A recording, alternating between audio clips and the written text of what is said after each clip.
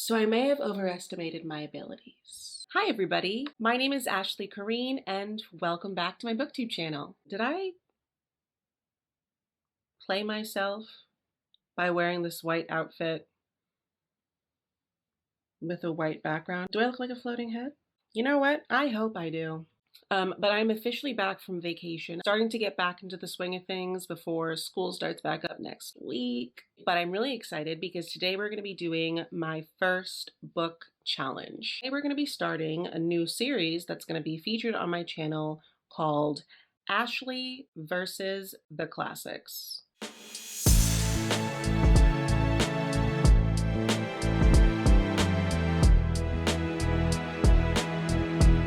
Based on my own booktube experience, there are a ton of videos recommending classics to beginners and a ton of videos about where to start with the classics if you're a beginner. I think I've even seen a video that said like, classics for dumb bitches, but it makes a lot of sense because I feel like for a lot of people, classics feel intimidating or out of reach. So my goal is to be the beginner to take on these classics. Because God knows that I am no expert in the classics. Most of my experiences with classics have been in high school English. And I mean, Spark Notes. I've probably read maybe 2 classics for funsies. Word to Dorian Gray, you absolute psycho. So I feel like I'm qualified to be the beginner to read these classics. So over the life of this series, we're going to read as many classics as we can together. I'll not only give you my opinion on the story itself like I always do, but I'm also going to talk about its accessibility to the average reader. And I'm going to be fully transparent on whether or not I knew what the hell was happening to me. Let me be the coat thrown across the puddle so you can safely step your way into classics literature. And finally, at the end of the video for each book, we are going to decide who won the round, either Ashley or the classic book. And then I think we'll keep a running total throughout the life of the series. So without further ado, let's introduce this week's contenders. Ashley versus The Bell Jar by Sylvia Plath, Brave New World by Aldous Huxley, and Romeo and Juliet by William Shakespeare. These are 3 well-known classics, and I think that they're like a far cry from the complexity of, say,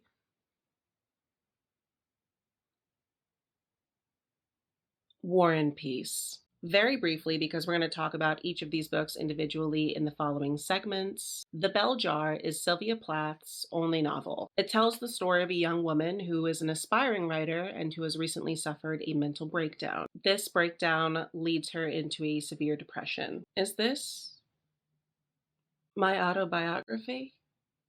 Next, we have Brave New World, which I don't know what this is about.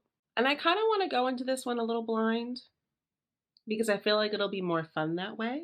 But from the various covers that I've seen of this book, I feel like this has something to do with like a future civilization based on machinery, maybe robots? And finally, we have Romeo and Juliet, which, I mean, have you been living under a rock?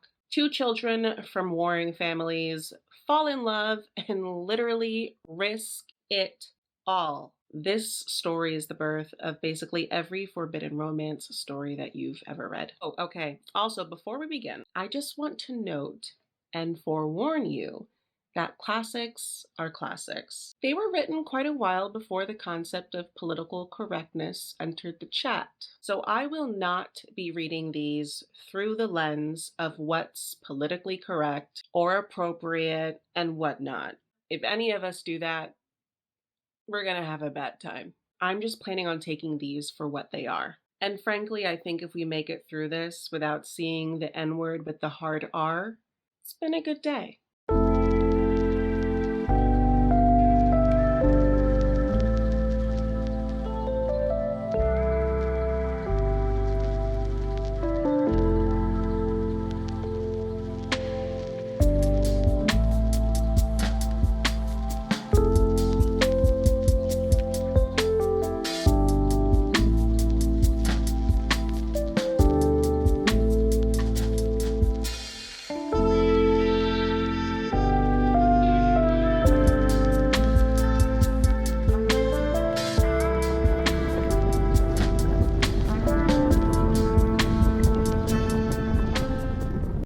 So I've been dying to go to Home Goods for weeks now. We're getting close to Halloween season, and Halloween is my holiday, so I'm dying to go there and get like decorations. The only thing holding me back is that every time that I'm getting ready to go, my mom's like, no, no, no, don't go without me. I want to go with you. Just wait for me and then we'll go together. So I am very loyal. And so of course I've been like, yeah, girl, take your time. I'll be here whenever you're ready. Let's work on your schedule.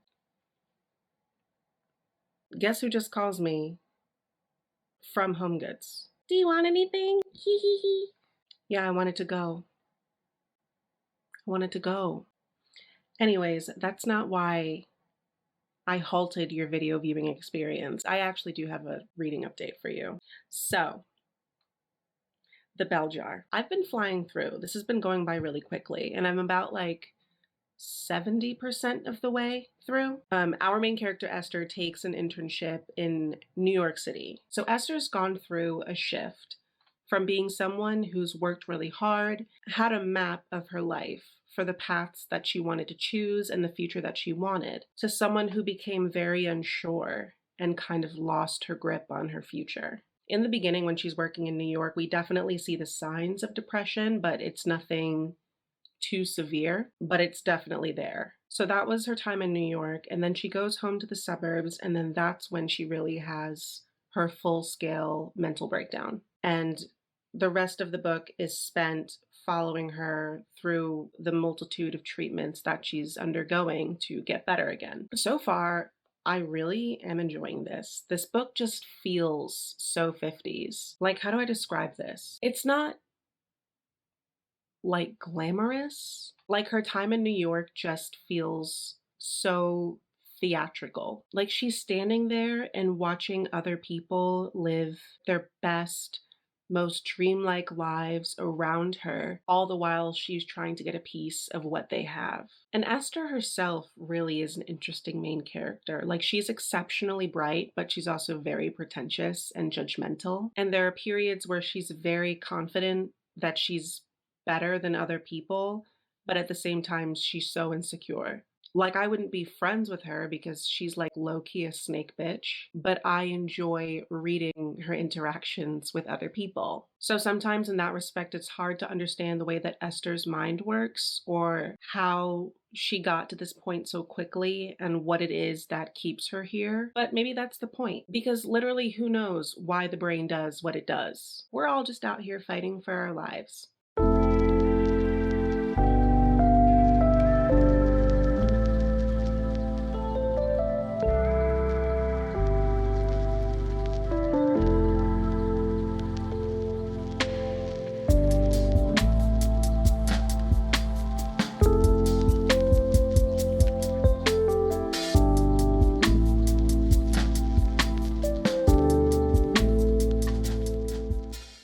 I'm about 30% of the way through Brave New World. So Brave New World takes place in a dystopian future where the government has started to genetically engineer ideal human beings. So this new genetically engineered society is placed into different castes named after the Greek alphabet.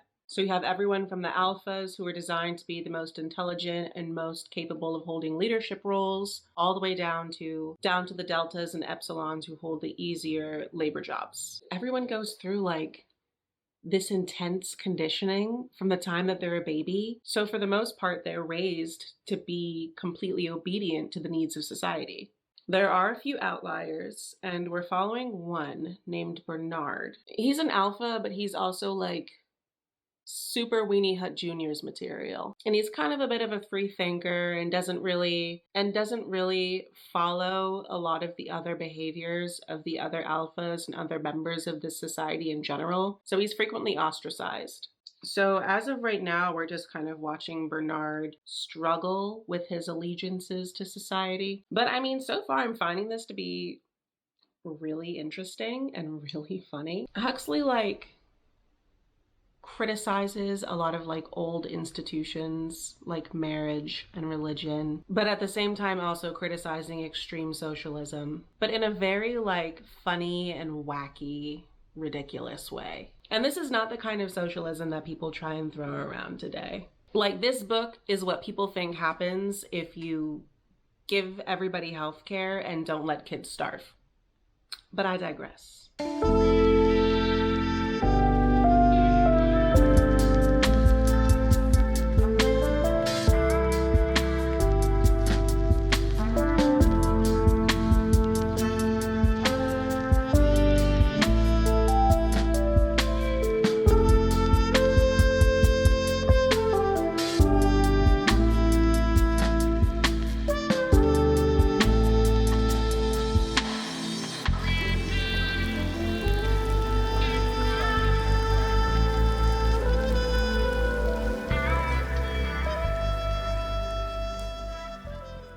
Hello! Some more updates on Brave New World. So I'm about 60% of the way through at this point.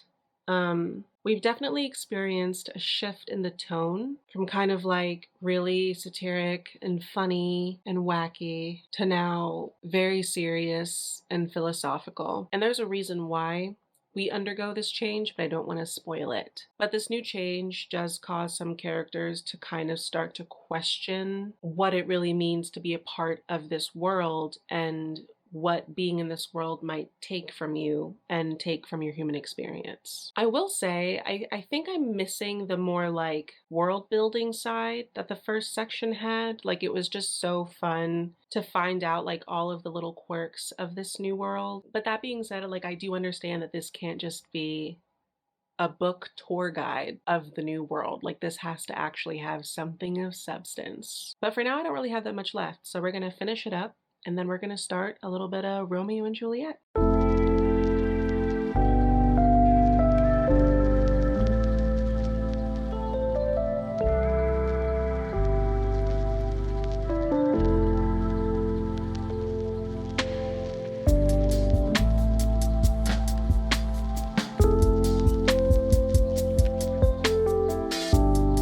So I may have overestimated my abilities. Okay, so first let's talk about the elephant in the room.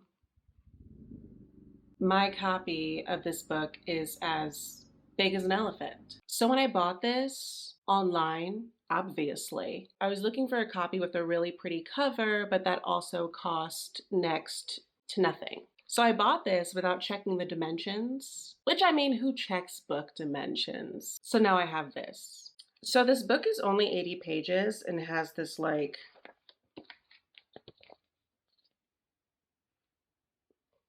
big ass font. So it doesn't really make sense for me to give too many updates on this. I'm about like almost halfway through. Like, I don't know, can I critique the writing of Shakespeare? I mean, it's Shakespeare. Who the hell am I? I mean, it's obviously beautiful. And as ridiculous as the plot is, and I am getting the sense that Shakespeare wrote it to be ridiculous, like he was making fun of this kind of all-consuming love between two people who couldn't possibly know what real love is. I do think that it's a very passionate, beautiful story, and I do like it. However, it totally makes sense to me now why this book is taught in English classes as an entire unit. Because, I mean, there's just honestly way too much for me alone to unpack in this. And I feel like right now, as a beginner, I honestly just don't have the tools to completely understand this. Like, I'm following the story and I understand the major plot points and I understand some of the devices that he's using, but I also have a sense that I'm kind of just like bobbing at the surface, kind of like, help! And I'm not really getting everything that I'm supposed to be getting out of this. And I mean, this is also like the bare bones story. No annotations, no notes, no nothing. But she's whooping my ass, I won't lie.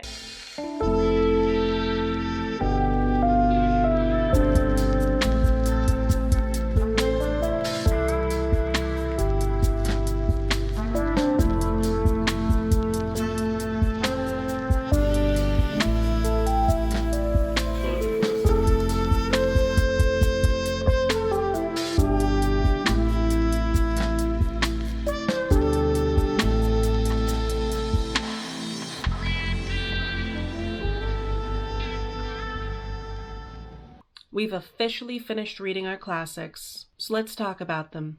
The Bell Jar. This book was so good. 4 stars. I loved Sylvia Plath's writing. I really did. The way that she's able to accurately describe feelings in ways that aren't overly poetic, but make you go, wow. I can see it. I can feel it. I can taste it. Is just so good. Like, her descriptions just hit you. Even though I felt that some of Esther's mental health journey was a little dramatized, there were still so many times I was like, boom. Yes. Relatable. Which isn't surprising at all. I mean, Sylvia Plath famously went through several mental health crises. But reading this, I just felt so seen. But I did feel like this story was a little disjointed. Like, the leap from her living her life in New York City and then going to the suburbs where she has like her full-scale breakdown, and then her barely ever mentioning that period of her life ever again when it took up almost half the book, felt a little odd and unfinished. There were a few characters that were major players in the first section of this book that are just never thought of again. And I think I found myself being like, well, like, what was the point of them? I think things like that made the book lack the feeling of this being a complete and well-rounded story. But all in all, I really, really, really, really enjoyed this. Brave New World. Again, I really, really enjoyed this. In fact, I think I might have liked this one the best out of all 3. That might have something to do with the fact that I didn't really know what it was about. Did I say it was about robots? Because it's not. Like, this is not Transformers. I think the most appealing part of this book is just the world itself, like the world that Huxley has built, and the loyalty that the characters have to this world. I mean, they're just so matter of fact and so casual about things that are just so incredibly ridiculous. I mean, ridiculous to like our society. They're just so callous in ways that make you raise your eyebrows and you're like, damn, it's like that. I was reading a little bit about this book after I finished it, and she's been banned, which I can see it. There are a lot of radical criticisms in here. I mean, to me, it feels like Huxley pokes a lot of fun at things like religious and societal repression, perhaps outdated human institutions, and I liked it. I will say, in terms of the characters, they were lacking. There wasn't a character in here that I thought was particularly impactful or memorable. They were dry, but like dry in a way that I could forgive, because the point of the book is not the people, it's the policy. Fine, I would have liked something a little different. I would have liked characters that I felt more, but I get it. I also don't think that this book really left much of an emotional impact. It was really just incredibly entertaining. This was a little disturbing, very tragic, but also fresh and pretty well executed. So 4 stars. Romeo and Juliet. This was okay. As I said before, I just really don't think that I was getting everything that I was supposed to be getting out of this reading experience because I am such a beginner. So it's hard for me to even give this a rating because, I mean, while I understood the plot, I still don't think that I had enough of a grasp on all of the themes and the metaphors and the satire at play. I think that this is something that you have to read over and over again. I mean, like, based off of one reading, there's just no way that I could ever give like an in-depth analysis, which I'm actually happy about because like that is what this video is for. I mentioned earlier that my copy of Romeo and Juliet didn't have any of the bells and whistles, any of the explanations, none of the companions. Yeah, and that was absolutely a mistake. If you're a beginner and you really want to give this a shot outside of a classroom experience, get the copy that breaks this down for you, I beg. And even then, I still feel like this is something that I'd read 100 more times. And in those 100 times, I would discover something new. That being said, it was a pleasant story. Of course, it's William Shakespeare. The poetry was beautiful. You could feel the yearning just leaping off the page. Obviously, a huge tragedy, but also very sweet. Okay, let us tally up the scores.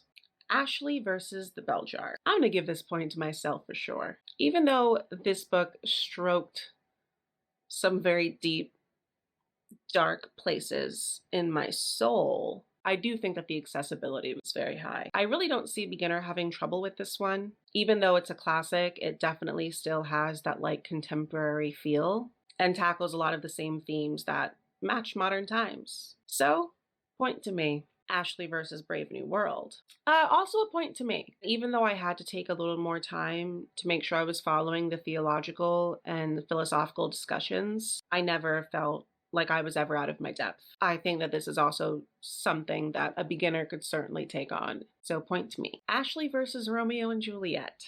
Point to the classics. Yeah, the classics beat me up on this one. She ate me up. What can I say? But I will be tackling this one again in the future. Distant future. So that is all we have for today. Thank you guys so much for following me this week for my first book challenge. Let me know in the comments down below what you think of this series, classics that you want to see me read in the future, and what thoughts you have on any of the books that I read this week. I really had so much fun this week reading the classics. I was definitely in a reading slump before this week, and I was not expecting like the classics to be the things that brought me out of it, but it happened and it worked, and I'm really, really happy. Once again, thank you guys so much for coming back to my channel. My name is Ashley Kareen. I upload videos every week. Please don't forget to like this video, comment down below, and of course, subscribe to my channel. And I will see you next week. Bye.